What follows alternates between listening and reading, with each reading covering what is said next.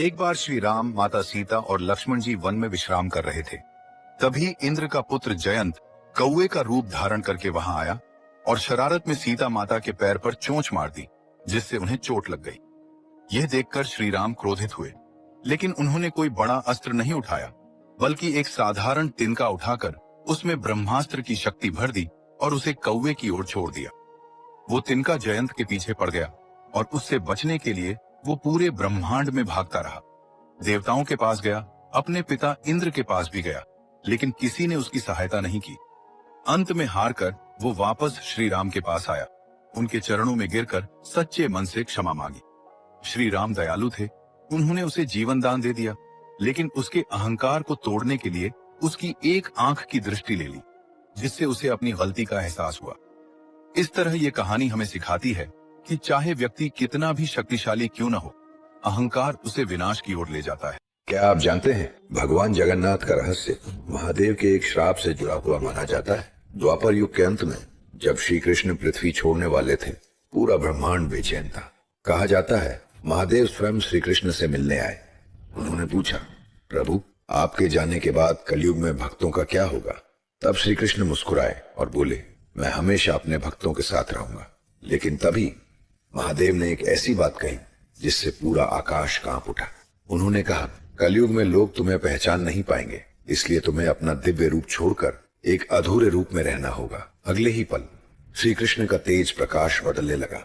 हाथ गायब, पैर गायब और धीरे धीरे प्रकट हुआ भगवान जगन्नाथ का स्वरूप। तभी आकाश में ब्रह्मा प्रकट हुए और बोले, यही रूप कलयुग में सबसे अधिक पूजित होगा, क्योंकि इस रूप में भगवान का वैभव नहीं, उनका प्रेम दिखाई देता है। शायद इसलिए जगन्नाथ जी का अधूरा रूप ही उनकी सबसे बड़ी शक्ति माना जाता है।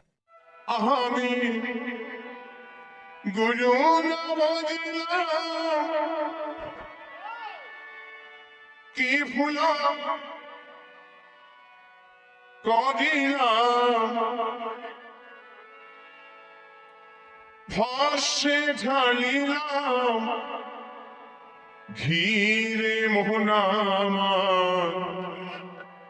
वह कौन से ऋषि थे जिन्होंने महासागर का पूरा पानी पी लिया था? एक बार महान तेजस्वी ऋषि अगस्त्य मुनि समुद्र किनारे संध्या वंदन कर रहे थे। उसी समय उनकी दृष्टि एक छोटी टिटहरी पर पड़ी, जो अपनी चोंच में रेत भर भर कर समुद्र में डाल रही थी। यह विचित्र दृश्य देखकर महर्षि को जिज्ञासा हुआ। वे टिटहरी के पास गए और उससे इसका कारण पूछा। टिटहरी ने विनम्र स्वर में कहा, जब मैं रेत में अपने अंडे देकर उन्हें ढक देती हूँ, तब समुद्र की लहरें उन्हें बहा कर ले जाती हैं। इसलिए मैं समुद्र को सुखाने का प्रयास कर रही हूँ। उसकी दृढ़ता और पीड़ा सुनकर अगस्त्य मुनि को उस पर दया आ गई। उन्होंने समुद्र से आदेश दिया कि वह टिटहरी के अंडे तुरंत लौटा दे, किंतु समुद्र ने उनकी बात पर ध्यान नहीं दिया। यह देखकर महर्षि को क्रोध आ गया और उन्होंने अपने तपोबल से पूरा समुद्र ही पी लिया। समुद्र सूखते ही देवता घबरा उठे और अगस्त्य मुनि से विनती करने लगे कि वे समुद्र को पुनः पूर्ववत कर दें। देवताओं की प्रार्थना स्वीकार कर अगस्त्य मुनि ने समुद्र को फिर से भर दिया। इस प्रकार टिटहरी को उसके अंडे वापस। क्या आप जानते हैं, एक बार भगवान गणेश के सिर्फ एक श्राप ने पूरे संसार की किस्मत बदल दी थी।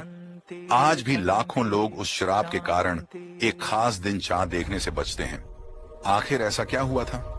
हुआ यूं कि एक दिन भगवान गणेश अपने वाहन मूषक पर सवार थे।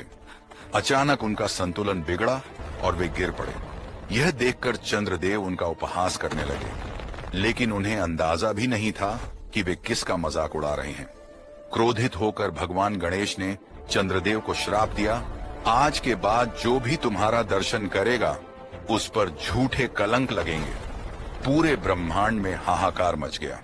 देवताओं की प्रार्थना पर गणेश जी ने श्राप को आंशिक रूप से वापस लिया, लेकिन